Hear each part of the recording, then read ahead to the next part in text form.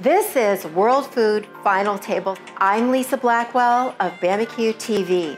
We're here in Columbia, South Carolina for this epic showdown. And the competition all comes down to this: 10 cooks battling it out for 2 days of intense elimination rounds, all hoping to become World Food Champion and win the ultimate food sport prize, $100,000. We'll bring you all the action, talking to the cooks and the judges, and touring the local area. So stay tuned and watch the ultimate food fight.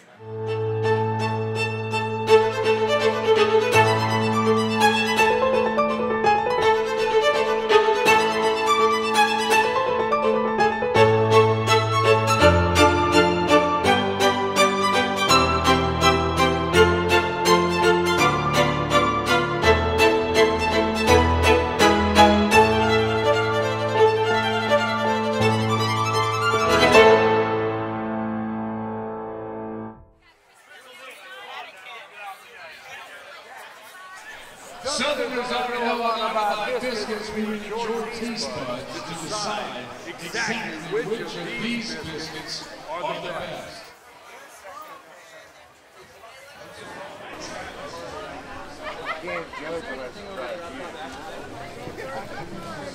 What did you do to prepare for this weekend of challenges? Oh my goodness. Can I say I have never eaten that many biscuits and grits in my life? Which all the contestants will say that, but yeah, it was practicing to the last minute because I also have a bakery business, so in between, and everybody at work was eating the biscuits. So you need other people to taste that stuff for exactly, you. So. Preparing for Columbia, South Carolina has been such a fabulous experience.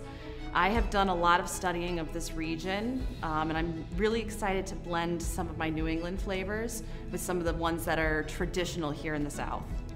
I've been making biscuits and all kinds of the said ingredients for about 3 months, so solid every day. So I'm just curious, do you know how many biscuits you made?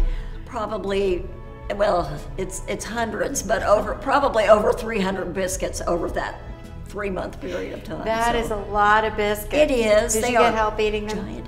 Yes, the neighbors were eating them. My husband was eating a few, and we're just trying to give them out wherever you can. So.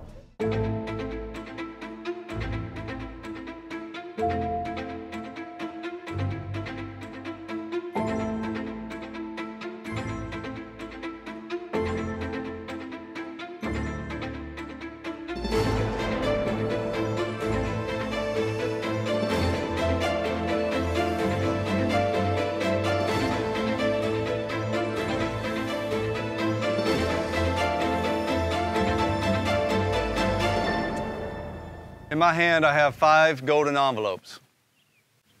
That's the good news. The bad news is, if you get an envelope, you're not moving forward. It's just your extra paycheck that you got from today's performance. All of you have already won a lot of money, and you're about to win more. Liz Waters, please step forward. Lori McLean, since you're right next to her, step forward.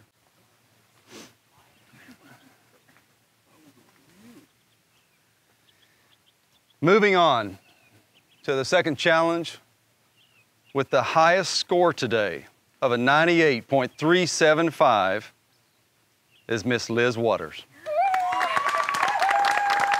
Jack Mack, step forward.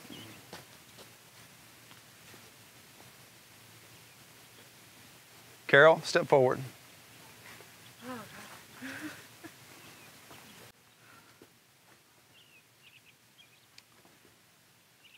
With a 98.25. Moving on, let's give it up to Jack Mack. Yes! Good job. Very good. Mike Johnson. Sonny Moody. No.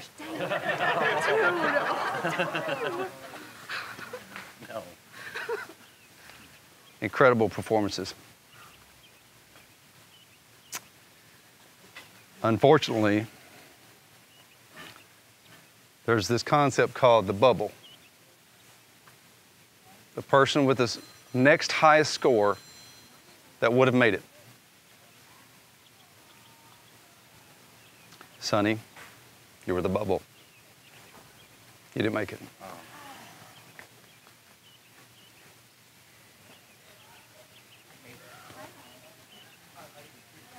Good job, Sonny. Robert, step forward. Yvette, step forward.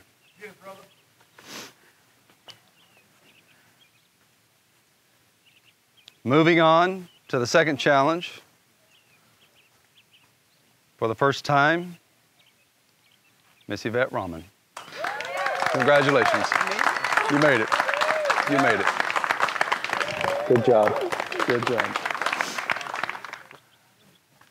That leaves you two. Step forward. You gotta step forward. Okay.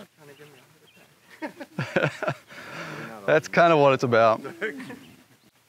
In third position, with a tie of second, with a 98.25, the culinary kid, Preston. Good job. Good job.